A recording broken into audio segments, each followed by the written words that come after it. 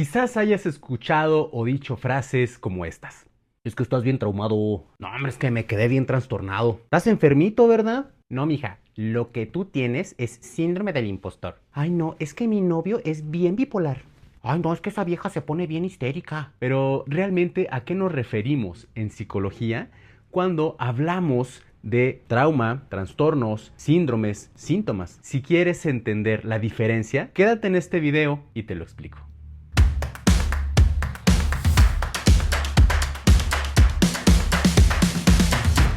Antes de comenzar, quiero aclarar que estos y otros términos son los que usamos más en psicología clínica. Conceptos como síntoma, trastorno, síndrome o incluso diagnóstico, en realidad, vienen de la medicina y no es casualidad. Durante mucho tiempo, la salud mental fue abordada casi exclusivamente desde lo médico. De hecho, los primeros en estudiar la mente humana no fueron psicólogos, fueron médicos. Sigmund Freud, por ejemplo, considerado el padre del psicoanálisis y una figura clave para la psicología, era neurólogo y así como él, muchos pioneros de la psicología venían de la medicina, porque en ese momento no existía una profesión formal de psicólogo como la conocemos hoy en día. Además, estos términos los usamos para comunicarnos con otros profesionales de la salud como médicos, enfermeras, psiquiatras, pediatras. Es un lenguaje que nos permite compartir información de casos clínicos y que fuera de este contexto sean popularizado y muchas veces malentendido. Así que vamos a explicarlos.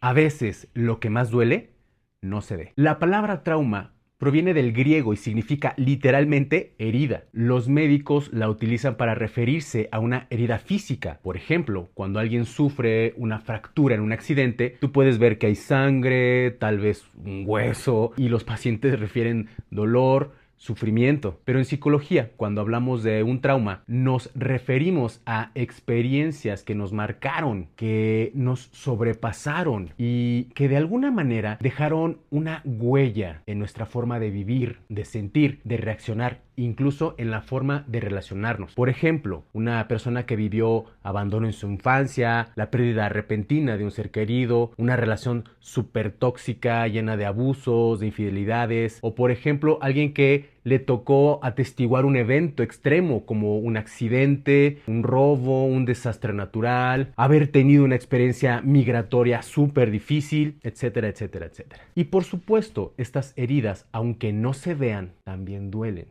y generan sufrimiento. Así que si sientes que estás traumado, obsérvate, reconoce tus propias heridas, pero sobre todo, atiéndete. No existe tal cosa como una enfermedad mental. La palabra enfermedad es la herencia de lo que por muchos años la medicina le otorgó a la psicología para referirse a personas con ciertas características, comportamientos, pensamientos, y en psicología la palabra está en desuso porque genera estigma, es un poquito despectiva, genera rechazo, discriminación, incluso puede entenderse como un insulto. Y aunque yo veo que algunas personas continúan utilizando el término enfermedad, lo correcto es hablar sobre trastornos mentales. Un trastorno es un patrón persistente de pensamientos, de emociones, de conductas que generan un malestar significativo en distintas áreas de tu vida, como tu trabajo, tus relaciones, tu autocuidado, y tiene cierta duración, tiene cierta intensidad y por supuesto tiene sus consecuencias. Y lo que pasa es que hay un montón de trastornos, que si los trastornos de ansiedad, porque no nada más hay uno, hay muchos tipos de trastornos de ansiedad, que si los trastornos depresivos, que también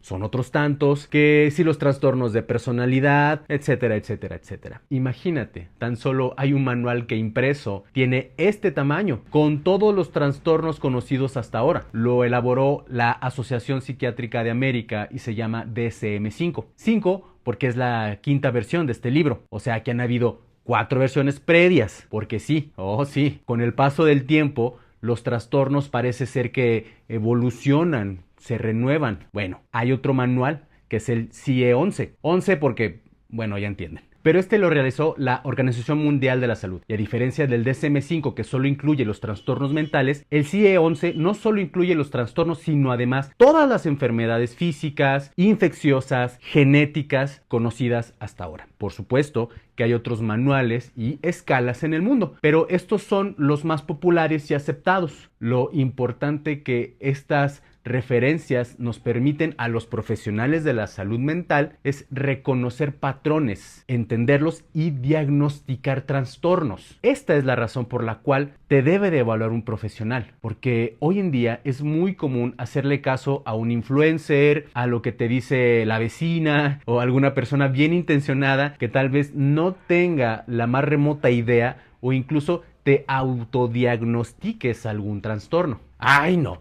es que soy dependiente emocional. Ay, mija, es que si estás triste es porque tienes depresión. Es que mi hijo es imperativo, fíjese. Tía, su hija no me hace caso, capaz que es autista. Es que mi novio a veces es bien bipolar. Es que si las cosas no salen como ella quiere, se pone bien histérica. Y lo peor es que hay personas que creen que son sus trastornos. Soy ansiosa, soy depresiva, soy bipolar. No, tú eres un ser divino, un ser único, irrepetible, que quizás si fuiste con un profesional, te diagnosticó, tal vez desarrollaste un trastorno, pero no, tú no eres tu trastorno. No se trata de etiquetar o autoetiquetarte. Hago un paréntesis porque me tomaría mucho tiempo explicarte que incluso hoy algo está cambiando. Cada vez más psicólogos, psicoterapeutas y profesionales de la salud mental empezamos a dejar de confiar exclusivamente en el diagnóstico. Porque detrás de cada diagnóstico hay una historia de condiciones sociales, de desigualdad, de duelos, de abandono, de estilos de vida. Y aunque un diagnóstico puede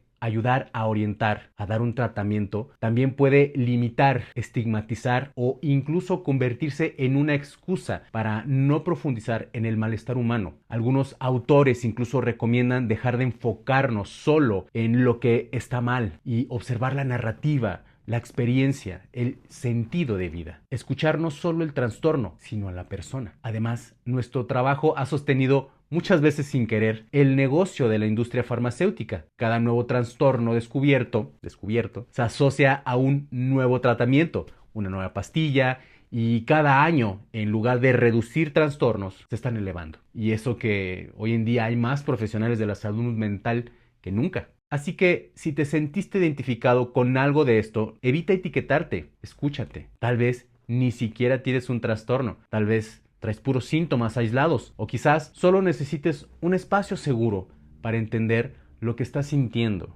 y que te escuchen. Buscar ayuda profesional no es un lujo, es una forma de cuidarte. Si necesitas acompañamiento, tengo un espacio abierto para ti. Y si no es conmigo, busca también algún profesional de la salud mental cercano a tu localidad.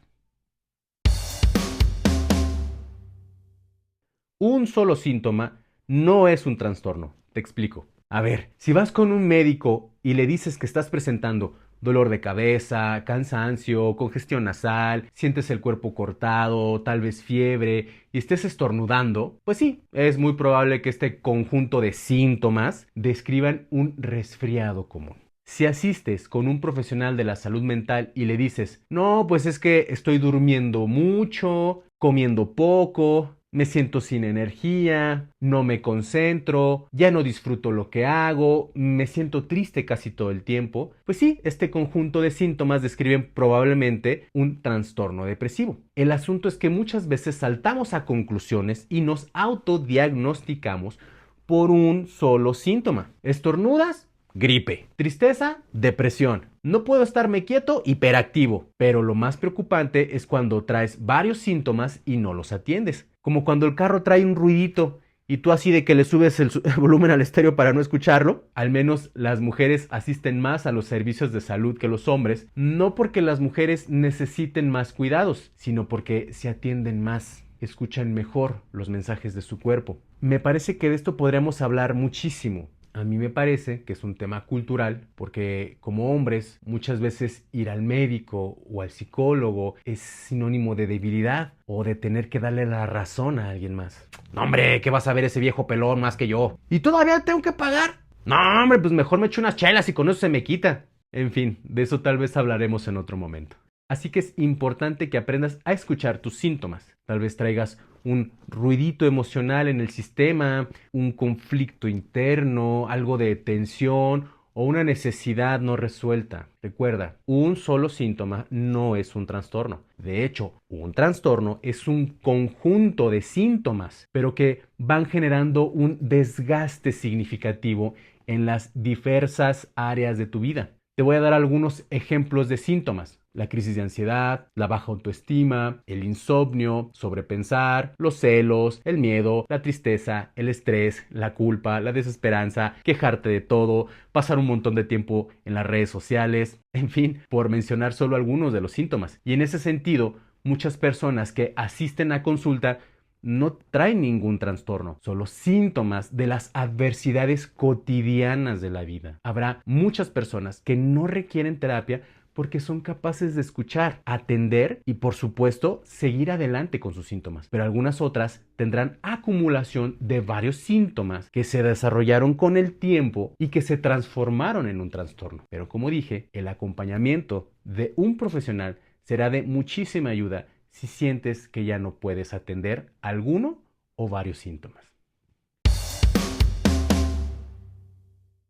Un síndrome no es un trastorno, pero sí es una alerta. Te explico por qué. Mira, en medicina, un síndrome es un conjunto de signos y síntomas que tienden a presentarse juntos, pero cuya causa puede ser desconocida o multifactorial o no completamente comprendida. Por ejemplo, el síndrome de Down, el síndrome nefrótico, el síndrome metabólico. Pero en psicología, un síndrome es un conjunto de síntomas emocionales, de conducta, de pensamiento que tienden a aparecer juntos, así como si fueran un paquete, pero que no alcanzan a ser un trastorno. O sea, que formalmente no están diagnosticados en manuales como el DSM-5 o la CIE-11. Por ejemplo, el síndrome del burnout o el del trabajador quemado. Este es un estado de agotamiento físico, emocional, mental, causado por un exceso de estrés laboral. O sea, se genera tanta fricción laboral que terminas quemándote, te fundes. Entonces, las características de este síndrome son cansancio extremo. Incluso después de haber dormido,